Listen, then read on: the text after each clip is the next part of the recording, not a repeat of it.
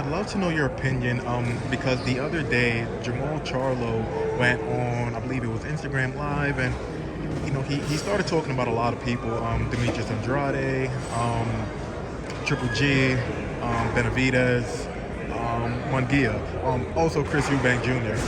Out of those fights, which one would you think is probably the most likely, or is it kind of difficult to say? Well, look, I think the most likely one is, and the one that I think is the best is clearly to me Benavidez.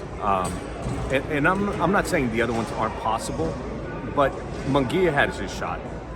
We were right there on the 1 yard line. His promoter walked away from the fight basically.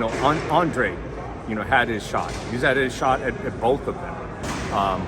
He had a fight on the table. Can you All right, Rob. Good to see you, bro. Can you actually kind of clear that up a little bit, because there's this running notion that Charlo really never wanted to quote unquote fight against Andrade when you guys were behind the scenes trying to make that fight multiple times. Yeah, and the reality, the time that I've been referring to, look, his promoter will confirm it, is, and I don't know the year, his deal was up with DAZN, and so there was a window there where we said, okay, you're talking about re-signing with DAZN. You could also go this way. Give you a Charlo fight, or a fight and then a Charlo fight, either way. And he decided to re-sign with DAZN. And even after the fact, made the comment.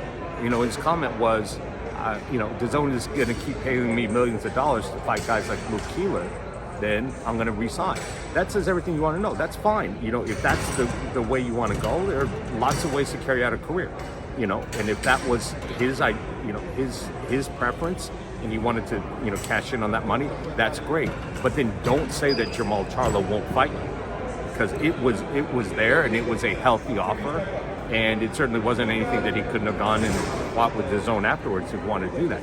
So I think in each of those, there have been opportunities, and they've just not come through. I mean, you commit to signing Jermall and then you walk away from it, later on. That's a problem. Munguia, I don't blame Munguia, for that fight. He was in the fight. He committed to it. He had accepted his deal. It's his promoter that screwed things up, unnecessarily. Do you think the Andrade against Charlo fight, it kind of has a little bit of a Spence versus Crawford feeling? Not the magnitude of it, but because Crawford is a free agent and now Andrade is a free agent as well. So it's like, okay, we can really probably make that fight happen. Yeah, I mean, you could say that, but I mean, I don't really hear anybody, except for a couple very notable people, who are pushing for, Charlo Andre. I don't really see, that's not something that in social media or when I'm out in public or, anywhere, people say, look, that's the fight you have to make. I just, don't. And part of it is, Charlo probably, I'm sorry, Andre hasn't been as visible, having been on DAZN, fighting, guys who don't have the biggest names.